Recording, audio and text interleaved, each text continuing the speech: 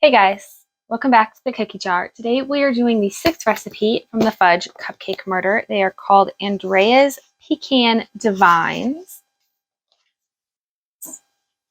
These 2 pages right here. It's a very short recipe, literally like 1 page of instructions. That's it. So for these, you are preheating the oven to 350. We're baking them right away.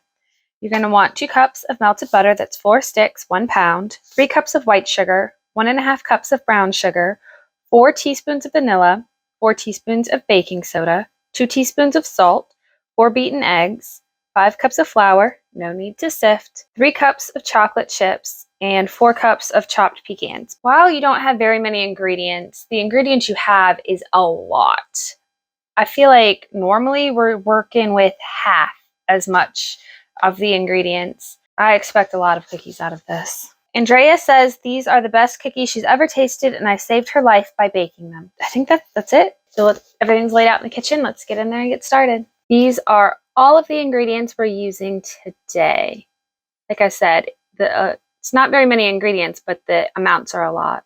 So we have our butter in the bowl. That's the 4 sticks. To this, we are going to add the 3 cups of white sugar and the 1.5 cups of brown sugar.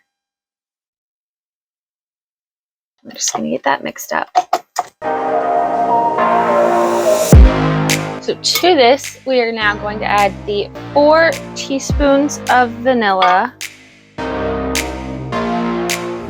the 4 teaspoons of baking soda, and the 2 teaspoons of salt. And give that a mix. Next thing that's going in is the 4 eggs.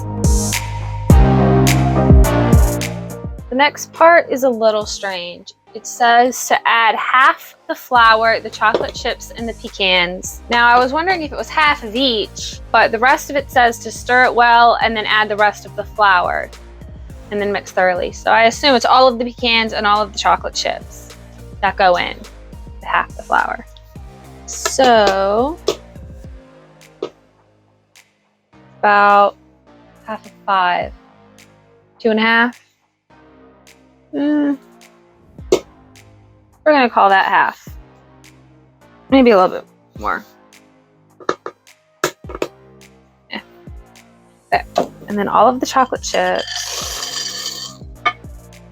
and the pecans.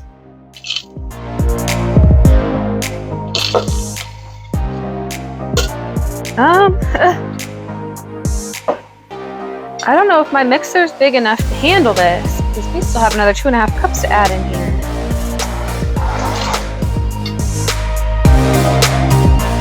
Okay, so I think I am going to hand mix in the last of the flour, because I do not think this is going to be able to handle it.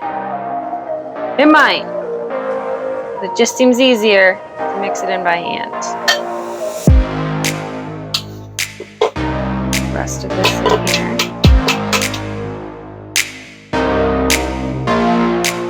It's definitely not something I enjoy, mixing by hand. Trying to find all the hidden flour pockets to make sure they get mixed in. I am glad these are dropped cookies, because if I had to roll them, I feel like it would be a nightmare. So this is the dough that we have. Right now, I'm just going to clean up so that I have room to dump out the cookies. So now we have our trays. They are greased over the mats. Now it says to drop them by teaspoons onto the greased cookie sheets. Well, if the dough is too sticky to handle, chill it slightly and try again. It does say that. But it's the handy scooper, so it hopefully won't be a problem. And here's the first tray. They look like all done up. So I'm just going to scoop up the rest of these and see how many we get. I'm not entirely sure if I'm going to be able to show you, because this looks like it's going to take more dough than I have available sheets in the house, so I might just have to keep count and tell you the final number when I show them on the racks. But they're gonna go in the oven at 350 for 10 to 12 minutes, cool on the sheets for 2, and then finish cooling on the wire racks. Okay, so I finally finished baking, and I was right. Way too many cookies to film all done up. Way too many. Let's talk about the stats on these cookies for a second. So it ended up making 152 cookies. That is by far the most we have ever gotten out of a single batch. I think the other one was the Boggles, and it was like 122. This was 12 dozen plus 8. It's a massive amount of cookies. The front and the back of Andrea's Pecan Divines.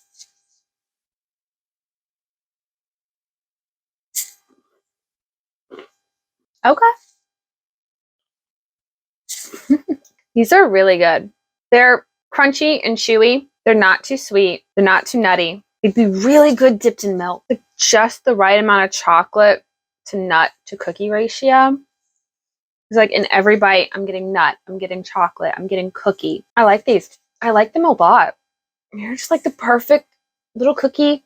They're good as a snack. I'm sure they'd be amazing dipped in milk. It made a lot, but it could easily be halved, I'm sure, if you don't need that much.